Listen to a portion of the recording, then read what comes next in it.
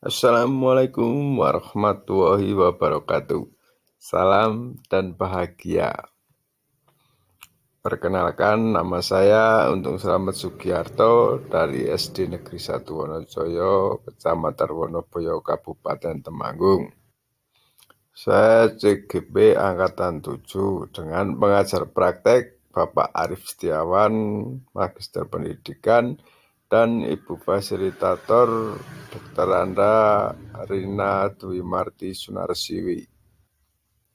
Dalam kesempatan kali ini saya akan memaparkan tugas koneksi antara materi modul 1.1, modul 1.2, modul 1.3. Tujuan dari koneksi antara materi ini adalah CGP dapat mengaitkan materi-materi yang telah dipelajari dan materi lain yang relevan ke dalam rencana manajemen perubahan yang menerapkan paradigma dan model inquiry apresiatif.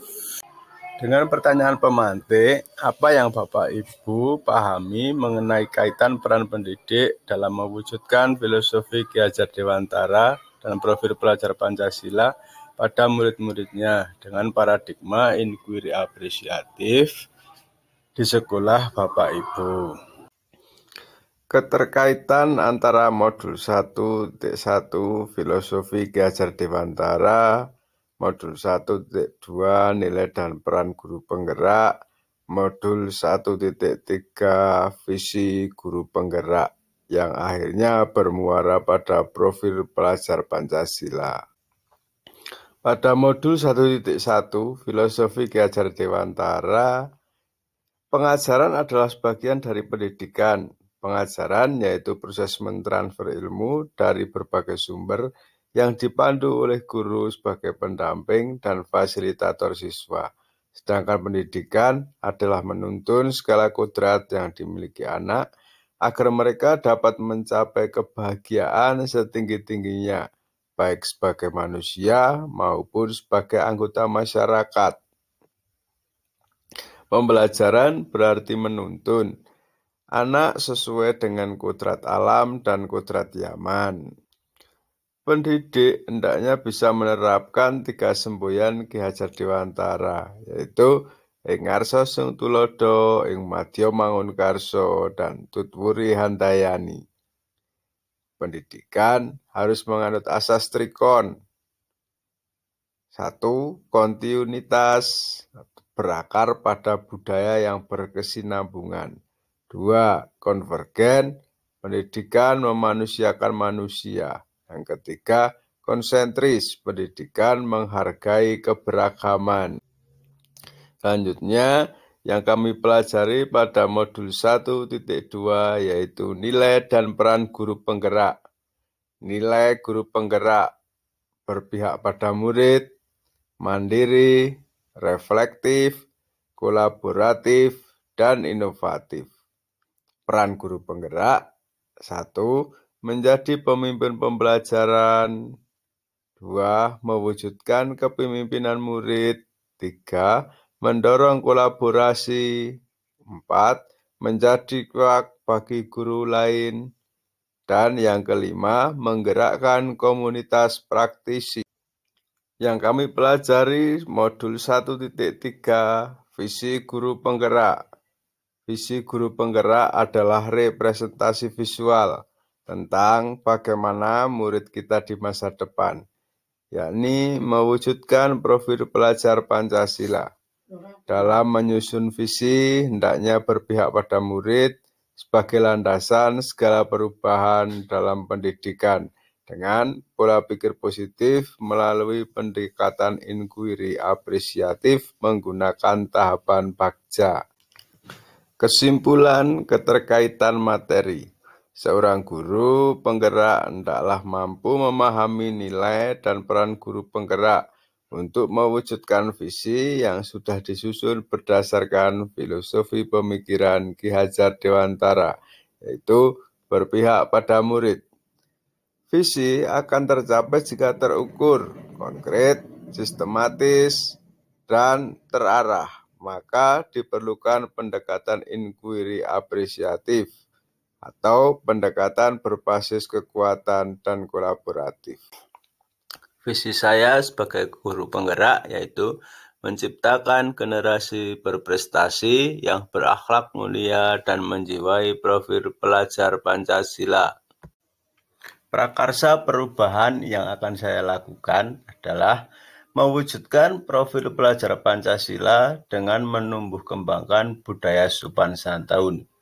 Tujuan utama dari prakarsa perubahan ini adalah mewujudkan beberapa elemen profil pelajar Pancasila, yaitu berakhlak mulia, gotong royong, dan kreatif. Pendekatan inquiry apresiatif atau IA. Pendekatan inquiry apresiatif atau IA merupakan strategi kolaboratif perubahan yang berbasis kekuatan. IA merupakan solusi strategi perubahan yang tidak dimiliki oleh pendekatan lainnya. IA mengaktualisasi potensi masing-masing individu dalam kelompok menjadi kekuatan yang luar biasa dalam melakukan perubahan. BAGJA Bagja merupakan akronim 5 langkah utama yang digunakan dalam proses inquiry apresiatif. Langkah-langkah pendekatan inquiry apresiatif Bagja yaitu B. Buat pertanyaan. A. Ambil pelajaran. G. Gali mimpi. C. Jabarkan rencana. A. Atur eksekusi. Langkah pertama B yaitu buat pertanyaan. Membuat pertanyaan utama yang akan menentukan arah penyelidikan, kekuatan atau potensi atau peluang, mendefinisikan tujuan. Pertanyaan dibuat untuk memprovokasi atau menginisiasi perubahan atau prakarsa.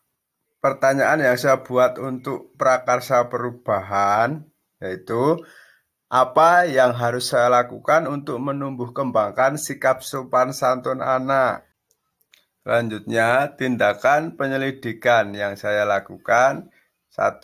Mengajak kepala sekolah, guru, orang tua, dan siswa bertukar pikiran tentang pentingnya perilaku sopan santun.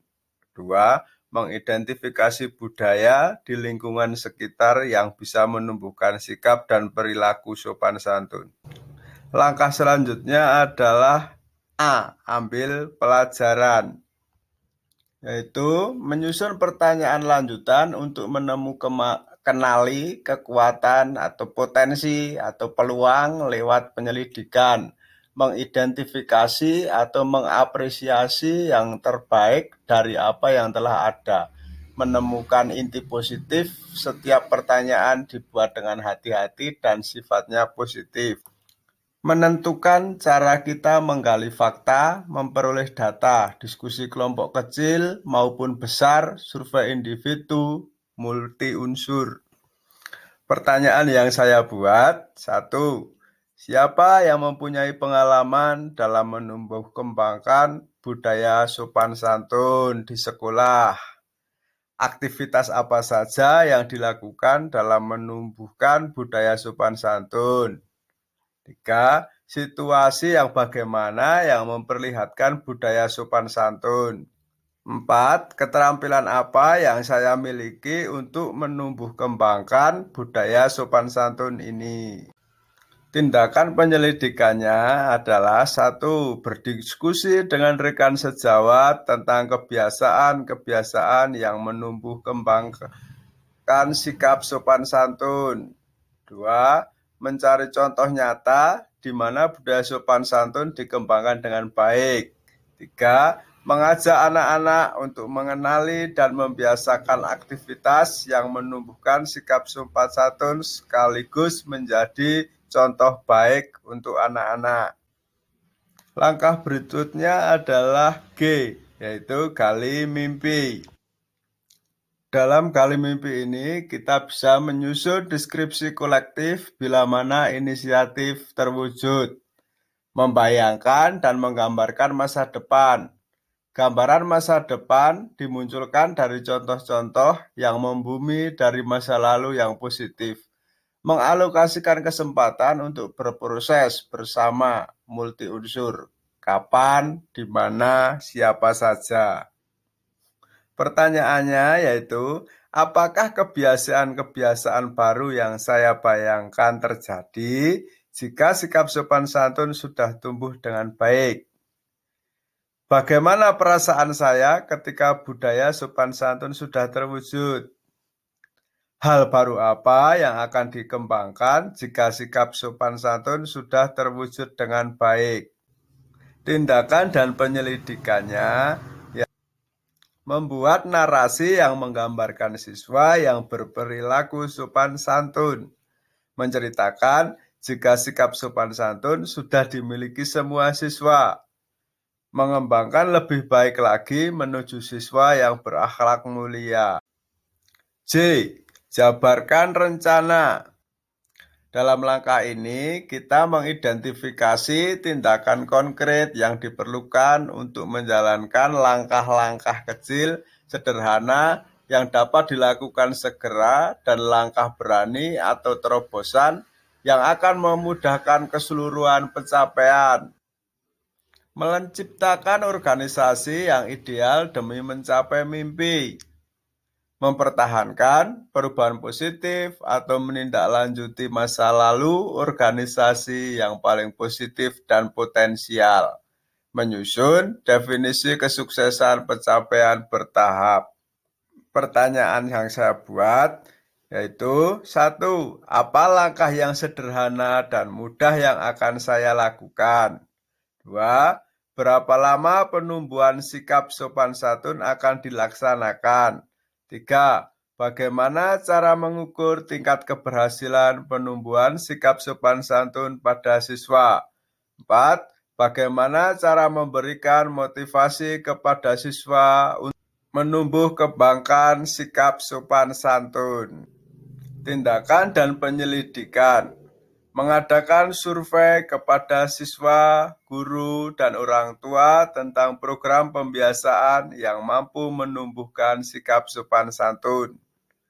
Melaksanakan program pembiasaan yang menumbuhkan sikap sopan santun dengan menerapkan pemakaian 4 kata ajaib, yaitu maaf, tolong, terima kasih, dan permisi dalam kehidupan sehari-hari, baik di sekolah maupun di rumah. Guru menjadi contoh baik untuk peserta didik. Langkah bagja selanjutnya adalah A. Atur eksekusi. Pada bagian ini, menentukan siapa yang berperan dalam pengambilan keputusan. Merupakan awal dari penciptaan budaya belajar apresiatif yang berkelanjutan.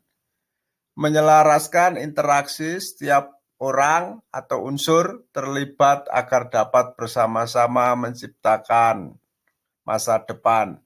Mendesain jalur komunikasi dan pengelolaan rutinitas. Pertanyaannya, siapa yang terlibat dalam penumbuhan sikap sopan santun? Siapa yang bertugas memantau jalannya penumbuhan sikap sopan santun? Bagaimana pencatatan penumbuhan sikap sopan santun siswa? Kapan program tersebut mulai dilaksanakan? Tindakan dan penyelidikan.